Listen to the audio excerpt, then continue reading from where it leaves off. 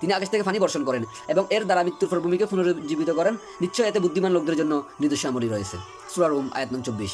ভূগোল পানিচক্র নিয়ে বিস্তারিত ইনশাআল্লাহ আমরা কোরআন থেকে কথা বলবো। 1500 খ্রিস্টাব্দে বেনার্ড ফলিসি সর্বপ্রথম পানিচক্রের বর্তমান ধারণাটি ব্যাখ্যা করেন।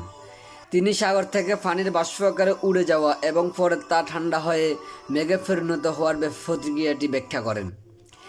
মেঘমালা সাগরের থেকে দূরবর্তী ভূখণ্ডের উপর ঘনীভূত হয় এবং ক্রমান্বয়ে তা বৃষ্টি আকারে নিচে পতিত হয়।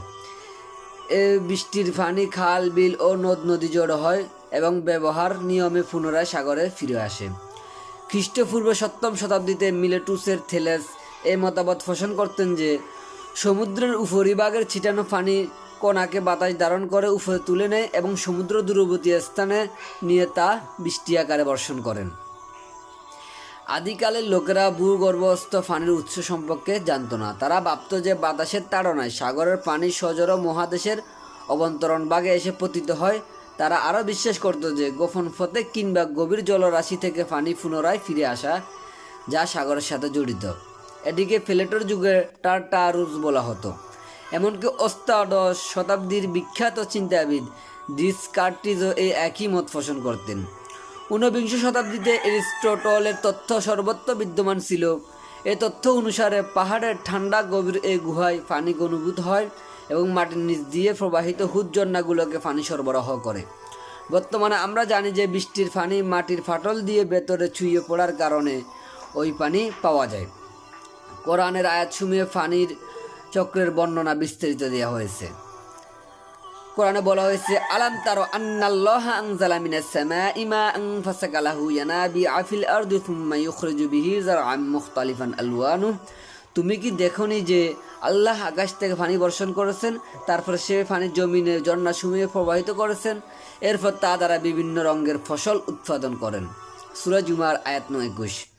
অন্য আয়াতে বলা হয়েছে, ইউনাজ্জিলু মিনাস সামাই মাআন ফায়ুহয়ি বিহিল আরদা বা'দা মাউতিহা ইন্না ফি যালিকা লাআয়াতিন লিকওমিন ইয়াকিলুন। তিনি আকাশ থেকে পানি বর্ষণ করেন এবং এর দ্বারা মৃত্যুর পর ভূমিকে পুনরুজ্জীবিত করেন। নিশ্চয় এতে বুদ্ধিমান লোকদের জন্য নিদর্শনাবলী রয়েছে। সূরা রুম আয়াত নং 24। ওয়া আনজালনা মিনাস সামাই মাআন বিকদারিন ফাআসকান্নাহু ফিল আরদি ওয়া ইন্না আলা যাহাবিন বিহি লাকাদিরুন। আমি আকাশ থেকে পানি বর্ষণ করে থাকি পরিমাণ মতো, তারপর তাকে জমিনে সংরক্ষণ করি এবং আমি তা অপসারণ করতে সক্ষম। সূরা মুমিন আয়াত নং 18। 1400 বছর পূর্বে এমন অন্য কোনো বই ছিল না যা পানি চক্রের এমন নির্মূল বর্ণনা দেয়। এবার আসি বাতাস মেঘকে গুণপূর্ণ করে। ওয়ারসালনা রিয়াহা লাওয়াকিহা ফাআনজালনা মিনাস সামাই মাআন ফাসকাইনাকুমু।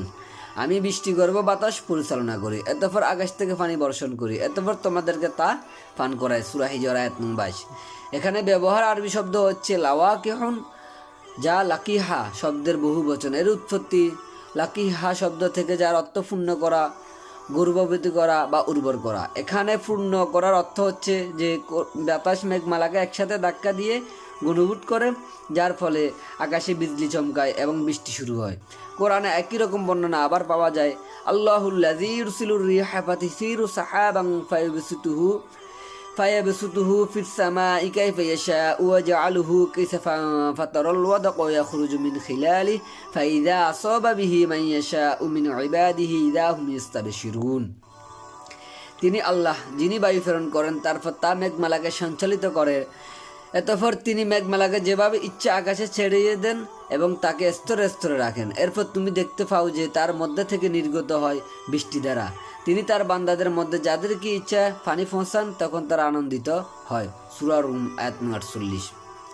অন্য আয়াতে বলা হয়েছে, আলাম তারা আন্নাল্লাহা ইউসজি সাহাবান সুম্মা ইউআল্লিফু বাইনাহু সুম্মা ইয়াজআলুহু রুকামান ফাতারাল ওয়াদকা ইয়াখরুজু মিন খিলালিহি ওয়া ইউনাজ্জিলু মিনাস সামাই মিন জিবালিন ফিহা মিন বারদিন ফায়ুসিবু বিহি মান ইয়াশাউ ওয়া ইয়াসরিফু আম্মান ইয়াশা ইয়াকাদু সানা বারকিহি ইয়াযহাবু বিল আবসার। তুমি কি দেখো না যে আল্লাহ মেঘমালাকে সঞ্চালিত করেন, এতপর তাকে পুঞ্জীভূত করেন, এতপর তাকে স্তরে স্তরে রাখেন, তারপর তুমি দেখো যে তার মধ্য থেকে বাড়ি দ্বারা নির্গত হয়। তিনি আকাশ হস্তিত শিলা স্তূপ থেকে শিলা বৃষ্টি বর্ষণ করেন এবং তা দ্বারা যাকে ইচ্ছা আঘাত করেন এবং যার কাছ থেকে ইচ্ছা তা অন্যদিকে ফিরিয়ে দেন। তার বিদ্যুৎ জলক দৃষ্টিশক্তিকে যেন বিলীন করে দিতে চায়। সূরা নূর আয়াত নং 43। অন্য আয়াতে বলা হয়েছে হুয়াল্লাযী ইউরসিলুর রিয়াহা বুশরাম বাইনা ইয়াদাই রাহমাতি হাত্তা ইযা আকাল্লা সাহাবান সিকওয়ালান সুকনাহু লিবালাদিম মাইয়িতিন ফাআনজালনা বিহিল মাআ ফাআখরাজনা বিহি মিন কুল্লি থামারাতি কাযালিকা নুখরিজুল মাউতা লাআল্লাকুম তাযাক্কারুন। তিনি বৃষ্টির পূর্বে সুসংবাদবাহী বাতাস প্রেরণ করেন, এমনকি যখন বায়ু রাশি পানিপূর্ণ মেঘমালা বয়ে আনে তখন আমি ওই মেঘমালাকে একটি মৃত ভূখণ্ডের দিকে ফাটিয়ে দিই। এতপর এই মেঘ থেকে বৃষ্টি দ্বারা বর্ষণ করি, এতপর পানি দ্বারা সব রকমের ফল উৎপন্ন করি।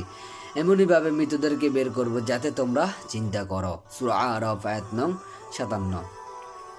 ওয়াসসামাই যাতির রাজা, শপথ আসমানের যা ধারণ করে বৃষ্টি। সূরা তারিক আয়াত নং 11।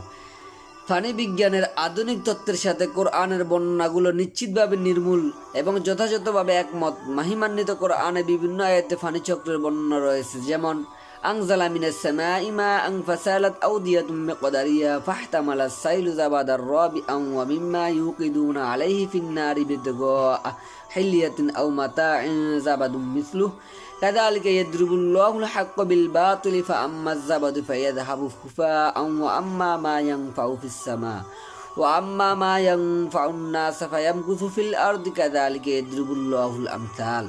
তিনি আকাশ থেকে পানি বর্ষণ করেন, এতপর স্রোত দ্বারা প্রবাহিত হতে থাকে নিজ নিজ পরিমাণ অনুযায়ী।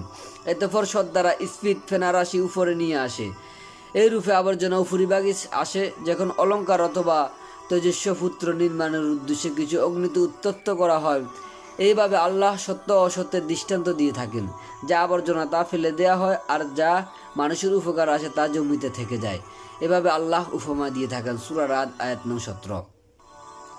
অন্য আয়াতে বলা হয়েছে হুয়াল্লাযী আরসালা রিয়াহা বুশরাম বাইনা ইয়াদাই রাহমাতিহি ওয়া আনজালা মিনাস সামাই মাআন তাহুরা লিনুহয়ি বিহি বালদাতাম মাইতান ওয়া নুসকিয়াহু মিম্মা খালাকনা আনআমান ওয়া আনাসিয়া কাসীরা। তিনি রহমতের সময় বাতাসকে সুসংবাদবাহী রূপে প্রেরণ করেন, আর আকাশ থেকে আমি পবিত্রতা অর্জনের জন্য পানি বর্ষণ করি, তা দ্বারা মৃত ভূখণ্ডকে জীবিত করার জন্য, এবং আমি সৃষ্ট জীবজন্তু ও মানুষের তৃষ্ণা নিবারণের জন্য। সূরা ফুরকান আয়াত 48। ওয়াল্লাহুল্লাযী আরসালা রিয়াহা ফাতুসিরু সাহাবান ফাসুকনাহু ইলা বালাদিম মাইয়িতিন ফাআহইয়ানা বিহিল আরদা বা'দা মাউতিহা কাযালিকান নুশুর।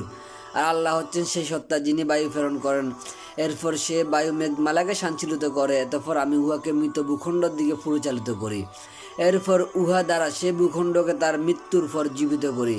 একইভাবে হবে পুনরুত্থান। সূরা ফাতির আয়াত নং 9। وجعلنا فيها جنات من نخيل وعناب وفجرنا فيها من العيون। উহাতে আমি সৃষ্টি করি খেজুর ও আঙ্গুরের উদ্যান, এবং উহাতে উৎসারিত করি ফসল বন। সূরা ইয়াসিন আয়াত নং 37। অন্য আয়াতে ওমা আনজালাল্লাহু মিনাস সামাই মির রিজকিন ফাআহইয়ানা বিহিল আরদা বা'দা মাউতিহা ওয়া তাসরিফির রিয়াহি আয়াতুল লিকওমিন ইয়াকিলুন। আল্লাহ আকাশ থেকে যে বৃষ্টি বর্ষণ করেন, এরপর পৃথিবীকে তার মৃত্যুর পর জীবিত করেন, উহাতে এর বায়ুর পরিবর্তনে বুদ্ধিমানের জন্য নির্দেশনাবলী রয়েছে। সূরা জাসিয়া আয়াত নং 5। ওয়ানাজ্জালনা মিনাস সামাই মাআন মুবারাকান ফাআনবাতনা বিহি জান্নাতিন ওয়া হাব্বাল হাসীদ ওয়ান নাখলা বাসিকাতিন লাহা তালউন নাদীদ রিজকাল লিল ইবাদি ওয়া আহইয়ানা বিহি বালদাতাম মাইতান কাযালিকাল খুরুজ।